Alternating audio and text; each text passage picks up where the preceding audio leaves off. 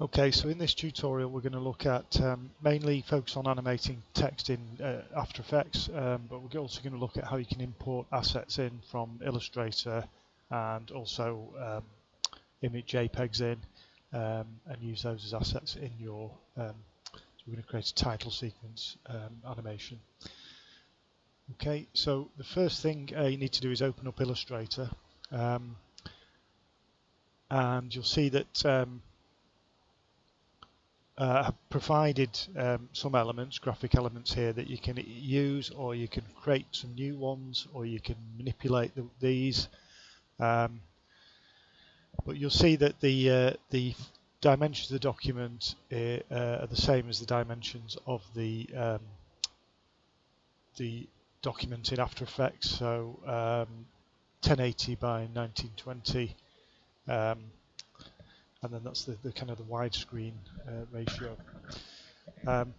So like I said, you can manipulate these whatever you want, whether it's changing colour or just redrawing the whole thing, or just using it as a little opportunity to experiment with some of the tools in Illustrator. You can use the selection tools to grab hold of anchor points and move them, or you can use the pen tool here to completely redraw something, but just keep it fairly simple at this stage.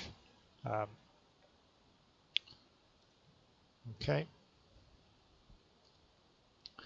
Now also what I've provided is an image, so it's just a photographic image which we're going to use as well in the title animation. Again, if you want to download, if you want to replace this image and download your own, then that's fine. But these two assets are made available through Teams. Okay, so we're going to now move on and open up After Effects. Okay, and I've got a pre-made example here, but what I want you to do is create a new project. So File and New, File New, New Project. So do that again. There we go.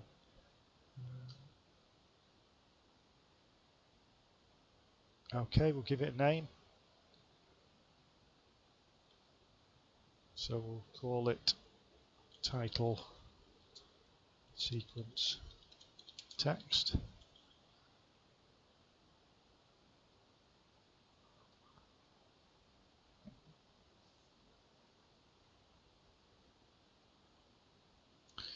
Okay, so the first thing we want to do is import our pre-made assets in from Illustrator and the image.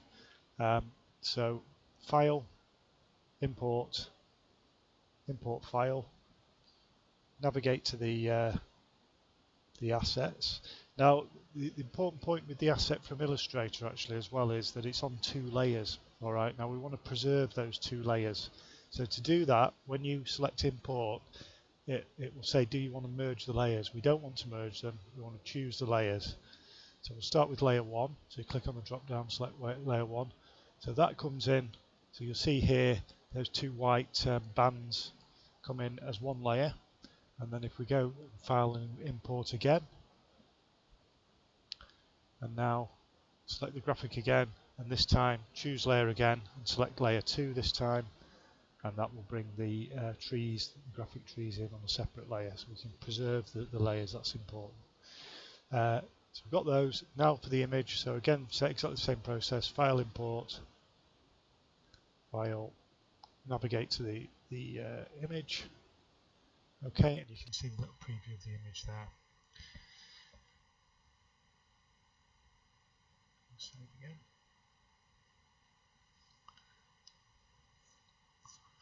Okay, now we're going to be primarily concerned with text animation in this tutorial. So we're going to set the workspace to the text workspace. So if you go up to the top, you see the two arrows here, top right hand corner, select the text workspace. If it's not selected already, it'll probably be selected to the default setting. So if you select text,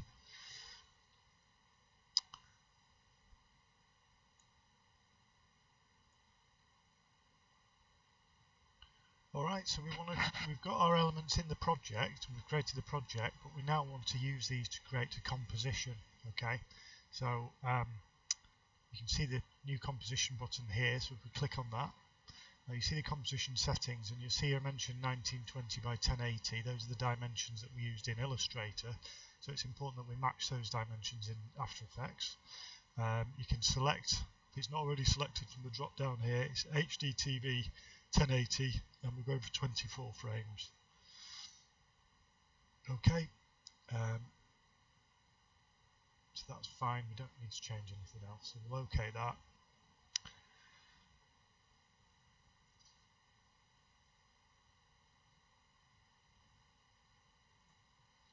Okay, now the next thing is to bring our assets actually into the composition, so that's a straightforward drag from the project window into the composition window. So we can shift click to select the 3 assets we need on their own layers and drag those in. Now you see, obviously we're familiar with layer order, so we just want to obviously put those in the correct order, and we are going to have to just adjust the image a bit as well. I could have adjusted the image in Photoshop, the photograph in Photoshop first, but just for this we're going to do it in here. So I'm going to drag on the layer panel here, drag the photograph to the bottom, so it's underneath the 2 graphic images, and then I'm going to just manually scale it up. So if we click and drag and then hold down shift on one of the corners just to transform it and scale it up, again that's a tool that we're familiar with, until it's almost the same dimensions as our 920 1080. Again, we could have done that in Photoshop. For this purposes, this will be wrong. Okay, now we can also obviously zoom in. So if we hold down Control mouse wheel, we can zoom in on our composition.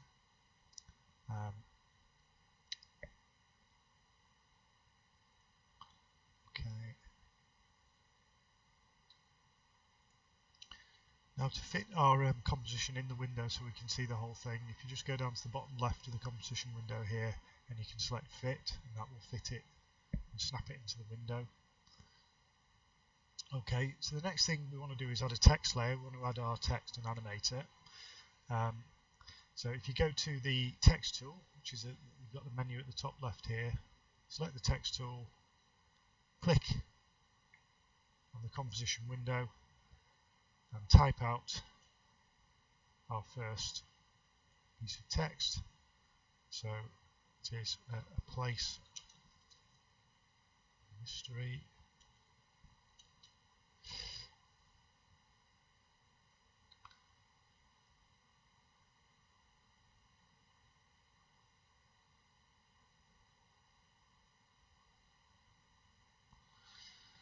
Okay, and the familiar text settings are on the left here, so you can change the color of the text. You know all these. You can change the size of the font, etc., the alignment, and just the font itself. So I've got mine set up already. Obviously, have a play with that as well. Then I want to add an effect to it. Okay, so if I go to, there's a couple of ways we can do this. I'm just going to show you one way of doing it. So if we go to Window and Effects, Controls, and then go to the Effects and Presets panel, and go down to Stylize, and again you'll see crossover and similarity between some of these settings and the settings in Photoshop. So under Stylize we should have Glow, so there we go, we've got Glow. And then we can actually drag that effect down onto the layer that we're concerned with, and it will apply that glow to the text that's on that layer. Then in the effect controls here we have all the settings for that glow effect that we can adjust if we want. Again, same as Photoshop, you know, the angle of the glow, the colour of the glow, the how diffuse or how far the glow spreads, etc. So you can have a play with those too.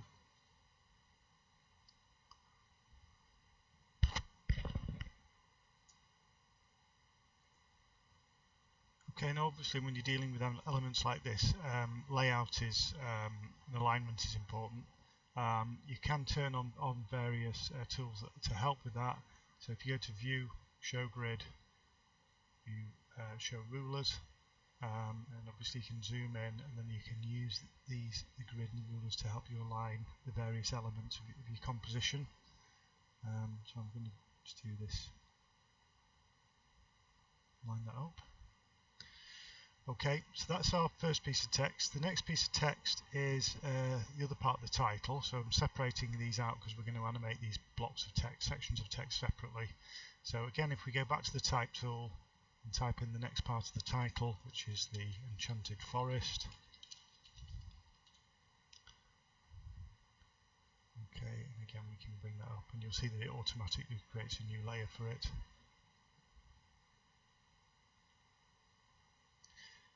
Now we can use, there are various text animation presets, so we're going to use one of those for this piece of text. So again, if we go over to the Effects and Presets panel here, and if we click on the Animation Presets expansion arrow here, you see we've got a series of pre-made animations here. So if we click on the Text expansion arrow, and then there's one called Fade Up Characters here. We double click on that, okay, with the layer that we want to apply it to selected, obviously. So make sure you're on the Enchanted Forest layer, or the layer you want to apply it to. Double click on Fade Up Characters, and that will automatically apply it to that layer. So if we now expand, so if we go down to the Enchanted Forest layer, click on the expansion arrow. Okay, and you will see when we expand that there is an animate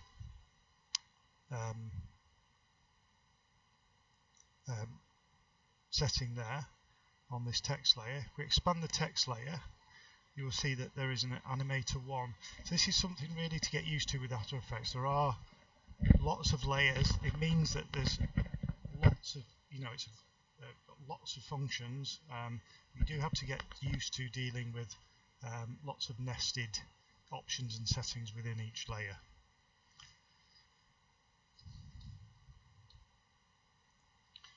So now I've expanded that. On this Animator 1 section underneath the Enchanted Forest layer, you'll see that there are 2 keyframes. Okay.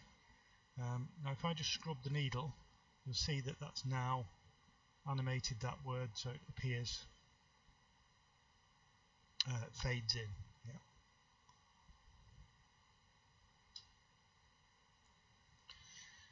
Now if you expand the range selector section, you'll see these 2 editable keyframes here, diamond shaped keyframes. Now we can actually select these and move them. Okay, so if we decide we want this animation to happen a bit later on the timeline, we can control click on both of those keyframes, sorry, shift click should I say, on both those keyframes and drag them to another place on the timeline. Okay, so I'm just going to do that by eye at the moment.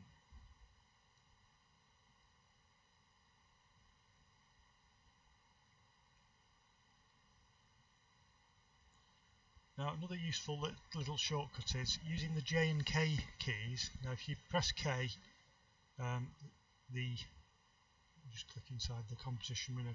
Again, just make sure if you're clicking on anything it's not doing what you want it to do. Just make sure you've selected a panel that corresponds with what you're trying to do. So click on the composition panel, make sure that's clicked, and if I press K, you'll see that the playhead moves between the keyframes. If I press J, it moves back from one keyframe to another. Okay, so now using those, sorry, let me just re-expand that layer. So using those J and K keys, okay, just make sure that the playhead is where the second keyframe is on the Enchanted Forest layer. Compress that layer, so it's just easier to see what's going on in the layer panel. And now we're going to move our shift our attention to the Place of Mystery layer. Okay, and we're going to apply an effect to that too. So if we go over to the Effects and Presets, Animation Presets text section again, and this time we're going to use the preset Fade Up Words. Where is it? Fade Up Words, there we go. So if you double click on that, and again that will apply that to the Place of Mystery layer. Now another way to get to look at the settings for a layer, the options for a layer, if you press U, so with the place of mystery selected, if you press U, you'll see it just opens up the relevant settings there.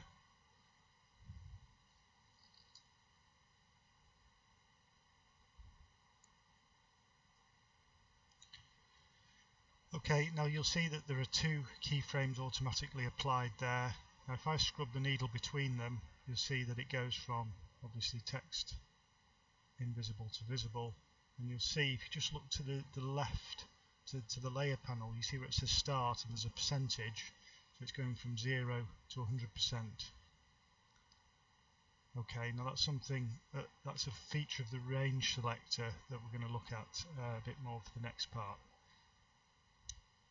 So the start point is 0% to 100% of the start value.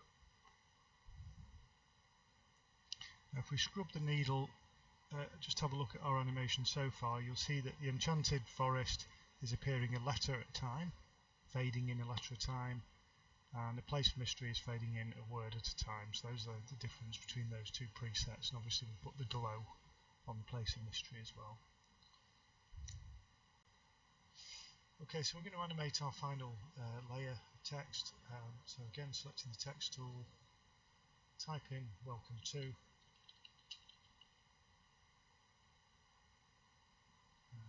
position that by eye. Okay, we're just going to look at another feature of text animation. If we expand our layer here, you'll see here we've got animate. We can animate different properties of the text here. So we click on the expansion arrow, select opacity. Okay, so we're going to animate opacity. We're going to make each letter fade in one after another. We're going to start off with opacity set to 0.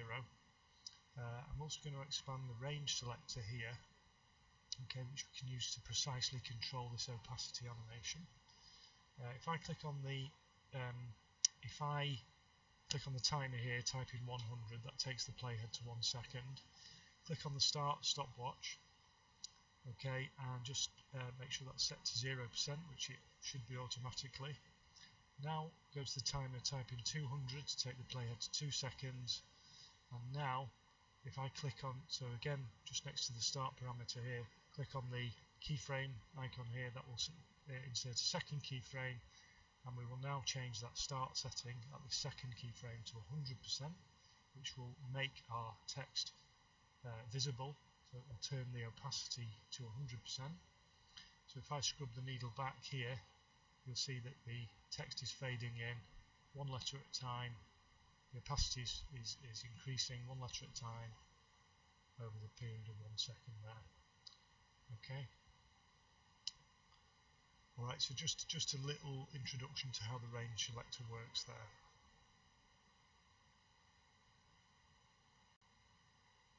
Okay, now just a final little thing to mention here to get you used to working with is obviously once you've created your keyframes and you find that you're not happy with the timing, then you can modify the timing by just literally manually moving the keyframes. So if I just show you here, so say I decide that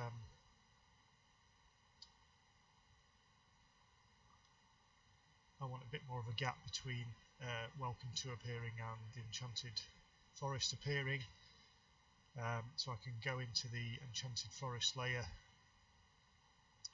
okay, and I can go to the keyframes on that layer. So if you remember, they were on the start sub layer here, and I can shift click and select the two keyframes, and I can just manually shift them along. I can scrub the needle, so it's quite handy this for just getting quick previews of the timings.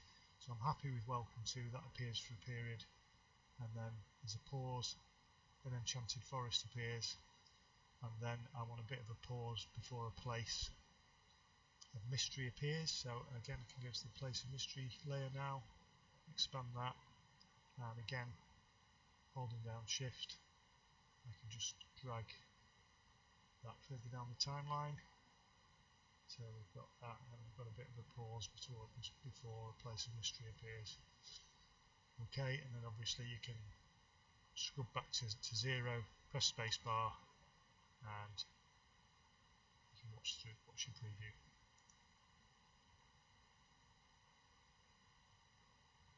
Okay, and continue to tweak the timings. Okay.